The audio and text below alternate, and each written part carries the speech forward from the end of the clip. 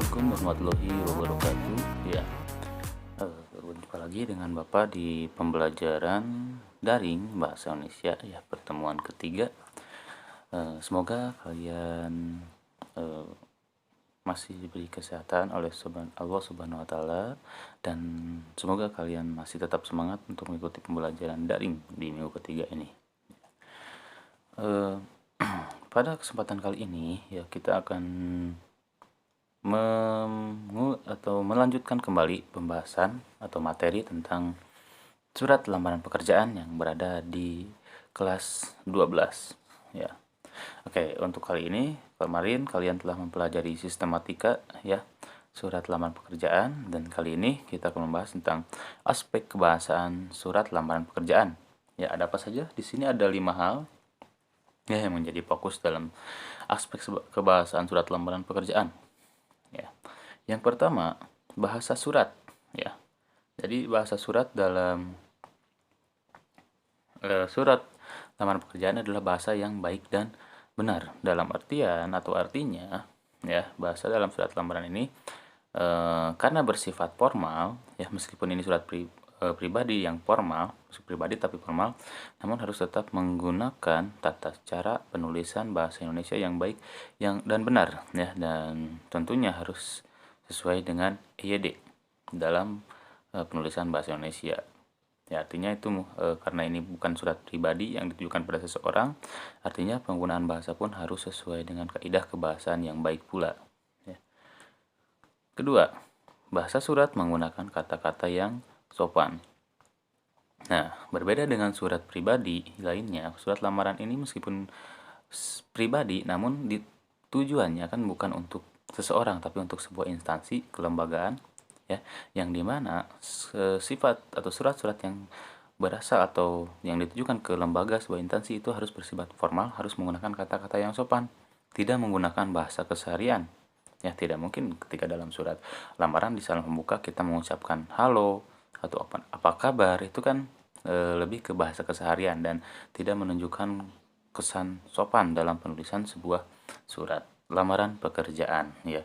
Dan juga kan di sini kita tujuan pertama kita membuat surat lamaran pekerjaan adalah untuk mencari atau mengajukan ya sebuah lamaran yang tentunya kita mencari pekerjaan. Nah, artinya dalam surat ini ketika menggunakan kata-kata sopan, kita memberikan kesan yang baik atau positif dalam surat tersebut untuk menggambarkan deskripsi tentang kita. Tetapi ketika bahasa dalam surat lamaran yang kalian buat itu tidak menggunakan kata-kata yang sopan, artinya dalam surat lamaran tersebut itu tidak menunjukkan deskripsi kalian ya, atau karakter kalian dengan baik nantinya.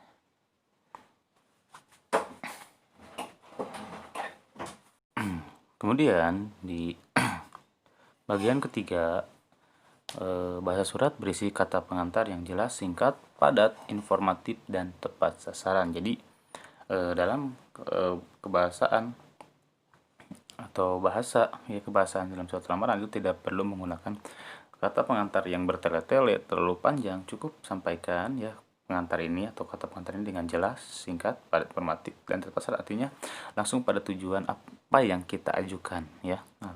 Itu untuk bahasa suratnya.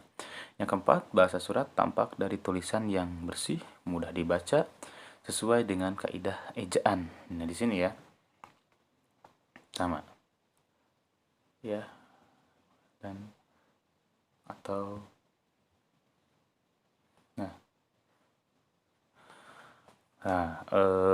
pertama, jangan sekali-kali kalian menulis ya, di sini lebih ke tipografi atau dari segi penulisan itu ketika dalam surat lamaran harus bersih, mudah dibaca ya, karena jangan sekali-kali kalian membuat surat lamaran yang dimana sudah sobek atau ya, ataupun banyak coretan-coretan ya, ataupun juga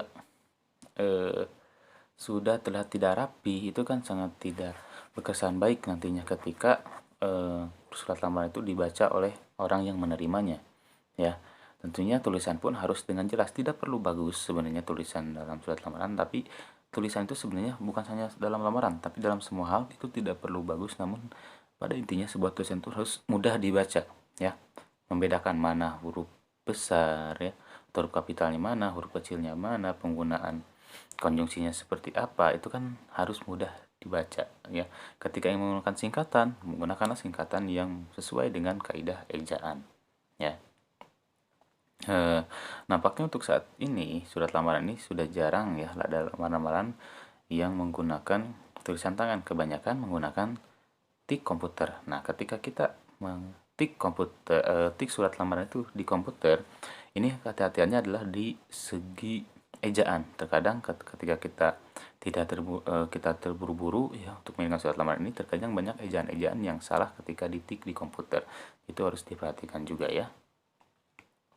Oke. Yang selanjutnya, melengkapi bagian-bagian surat dengan norma bahasa surat ya. Seperti penulisan unsur, hal, tempat tanggal, alamat ya, alamat, salam pembuka, isi surat, salam penutup, tanda tangan, dan nama terang. Nah, ini adalah norma-norma dalam suratnya. Ketika bagian-bagian ini tidak tercantum dalam surat seperti penulisan unsur, hal, tempat tanggal, alamat, salam pembuka, isi surat, salam penutup, tanda tangan, dan nama terang. Artinya ketika satu norma ini tidak ada dalam surat lamaran, artinya surat lamaran itu tidak menjadi surat lamaran yang baik.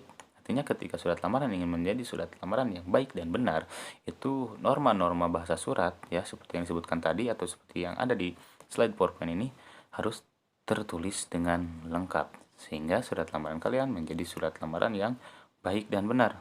Meskipun tidak ada satu atau dua, itu tidak akan menjadi surat lamaran yang baik ya. Artinya harus lengkap ketika kalian ingin membuat surat lamaran menggunakan norma-norma yang lengkap. Oke.